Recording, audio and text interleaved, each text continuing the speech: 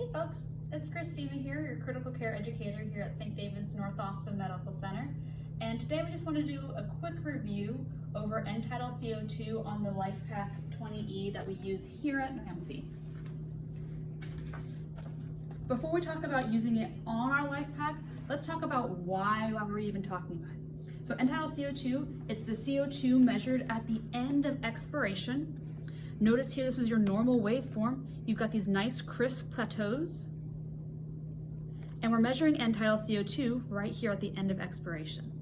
Normal is 35 to 45. Easy to remember, it's just like your blood gas. We like it on our patients who are having a rapid response, or maybe they're not breathing as well, because it can tell us a whole lot about how they're breathing and what's going on. So notice here, here's your normal waveform.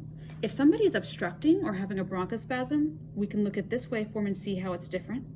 If they're asynchronously breathing, maybe they need a little sedation, maybe they need a little bit of help. We can see it here.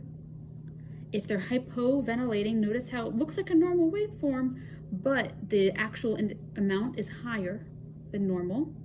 If they're hyperventilating, we'll see it here and say, hey, maybe your patient goes into PEA or they stop breathing. You're gonna find out real quick. So in that rapid response or that situation where your patient's not breathing very well, AKA if they haven't lost a pulse, we're gonna use our LifePak here, turn that on. And do this one quick. There's a little door down here, kind of hard to see, so I'm gonna prop this up. And it says CO2, so the only thing that's going to go there is CO2 detectors. So, if you back out a little bit, I'm going to take my nasal cannula adapter for my patient who is not on CPAP, BiPAP, being bagged, or intubated, and just put this on my patient. If they need oxygen, you've got an adapter here that comes off of this that you can plug into the wall. And then the other half of it, this clear tubing with the orange end, is gonna go into this portion of your LifePak.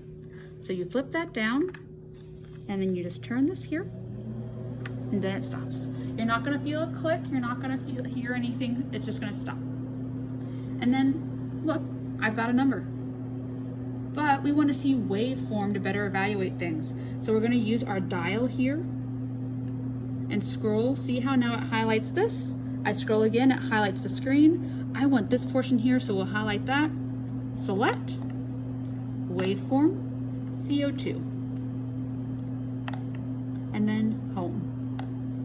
And now, you see a waveform.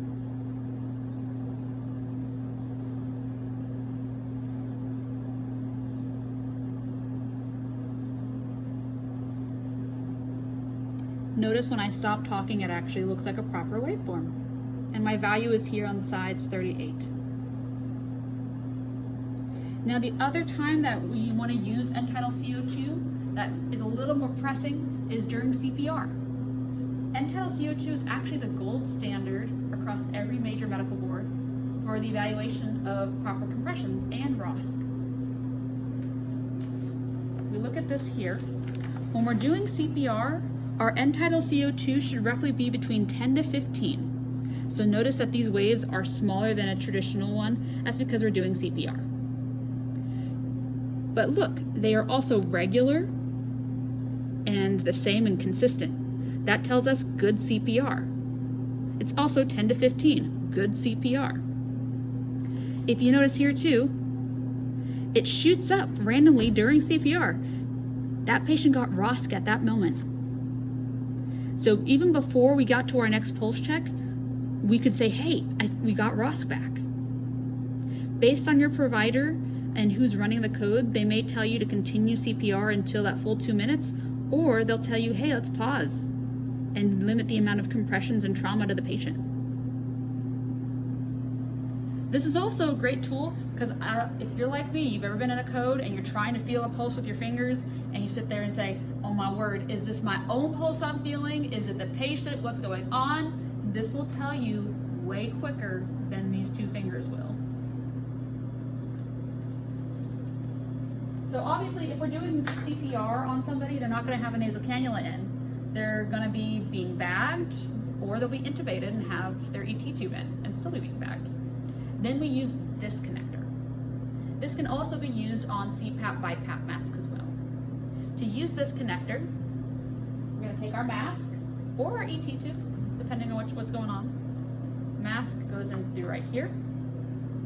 Now, if they're on CPAP or BiPAP and we're coming to a rapid response and they don't need to be bagged, so they're still slightly breathing on their own, they still have a pulse, you can connect the rest of your tubing to your CPAP or BiPAP machine right here.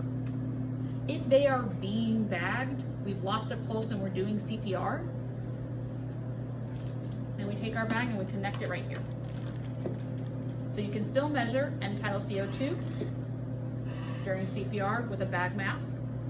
And then eventually, if they become intubated, then this piece here would go in between your ET tube and the bag, just like this. It has the same connector, so the same little orange tail piece that you'll plug in right here. Now these connectors, these Tidal CO2 detectors, are not on the crash carts yet. Your educator team, your management team will let you know when we start having them stocked on the crash carts. That way we can utilize them. In ICU, we do already have these living in our supply rooms, along with ones that adapt to our monitors. If you guys have any further questions on this, or if you need anything, please let the education team know, myself, Melinda, or Sheena. We're always happy to help, and thanks for watching.